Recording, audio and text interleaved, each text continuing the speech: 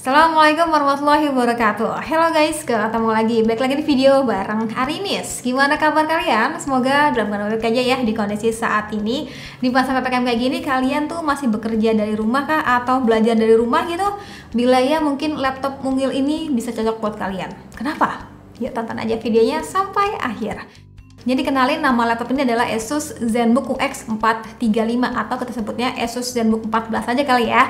Laptop mungil dari Asus yang compact, ngebut, punya dua layar. Mungkin itu kali ya sedikit menggambarkan daripada laptop ini. Desainnya seperti ciri khas ZenBook pada umumnya ya, yang dilapisin dengan material aluminium alloy dengan efek circle dan juga bertuliskan logo Asus. Meski bahannya metal, laptop ini tuh terasanya ringan ya, dan beratnya tuh nggak lebih dari 1,3 kg. Dengan begitu gue ngerasanya ini laptop tuh bisa banget ya diajak berpindah posisi kerja. Misalkan nih kalian tuh bosen selama di rumah aja nih ya, di posisi meja kerja yang gitu-gitu aja gitu ya, terus mau pindah nih misalkan ke meja makan kayak atau ke tempat-tempat yang lebih santai, itu ya enak aja, simple ngebawanya karena so ringan dan juga tipis. Ngomong-ngomong, meski doi terbilangnya mungil, tapi udah bersertifikat military grade ya, yang tentu untuk urusan durability-nya terbilangnya aman. Jadi kalau misalkan nggak sengaja nih terjatuh pun harusnya sudah safety ya teman-teman. Saat kita buka laptopnya, untuk login ke laptop itu biasanya tinggal tatap saja si laptopnya gitu ya, udah deh langsung ter-unlock. Jadi ya nggak repot lagi ketik-ketik password ya,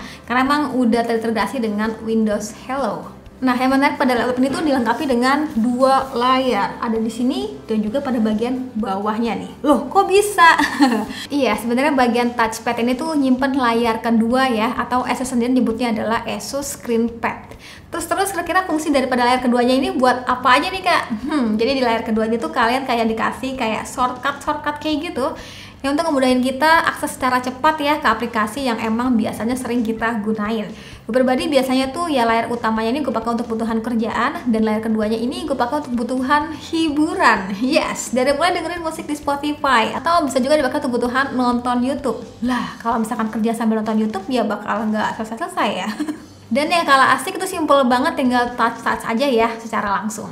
Nice. Oh ya, ngomong-ngomong soal touchscreen, bukan hanya pada bagian screen padnya ya, tapi pada layar utamanya ini juga sudah touchscreen. Jadi kalau misalnya teman-teman kepakai untuk kebutuhan scrolling ataupun pilih-pilih gitu ya, ataupun zoom gitu ya, dengan cara simple banget sih pastinya. Ukuran layar utamanya itu nggak gede-gede banget sih, sekitar 14 inch gitu dengan 100% sRGB G Mode. View angle-nya terasa luas ya teman-teman, bisa dibilang bezelnya cukup tipis sehingga ngasilin screen to body ratio 92%. Ukuran layar 14 inch ini tuh bilangnya cukup mungil ya teman-teman, makanya tadi gue bilang ini tuh enak banget kalau misalkan dipakai untuk kebutuhan mobile. Rasanya simple aja gitu ya.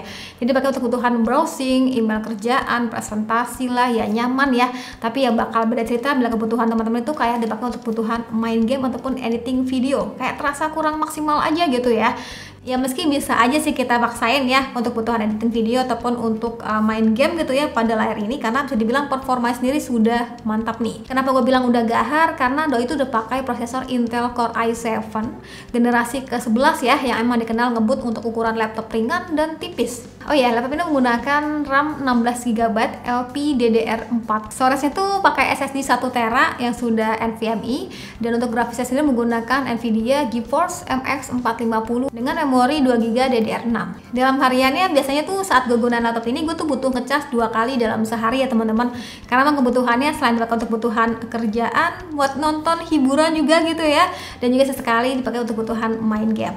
Dan sebagai gambaran aja nih guys, dipakai untuk kebutuhan main game kayak Asphalt gitu ya, itu dalam 25 menit daya tahan baterai terpakai itu sekitar 15%-an. Biasanya pada saat main game itu sih gue menggunakan gamepad ya, tapi kalau misalkan dipakai untuk kebutuhan main game pun menggunakan keyboardnya, terbilangnya masih aman ya, meski bodinya itu terbilangnya mungil gitu ya, keyboardnya nggak ikut mungil guys. Karena terbilangnya cukup full size ya, jadi ya terbilangnya masih asik ya. Ditambah lagi sudah lengkapi dengan LED backlit hingga 3 tingkatan gitu. Karena tadi gue bilang itu bukan cuma sebagai kerjaan, tapi dipakai juga untuk nonton ya, sebagai anggaplah hiburan gitu ya selama PPKM kayak gini. Ya untuk urusan audionya terbilang ini sudah premium ya dari Asus, pastinya menggunakan audio daripada Harman Kardon, dan untuk ukuran suara yang dihasilin dari laptop minimalis ini itu terbilangnya sudah oke.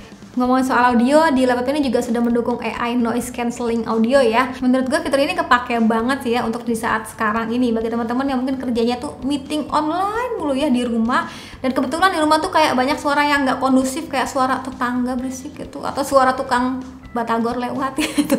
Ya harusnya suara-suara kayak gitu tuh bisa diminimalisir ya teman-teman pada saat kita tuh meeting online.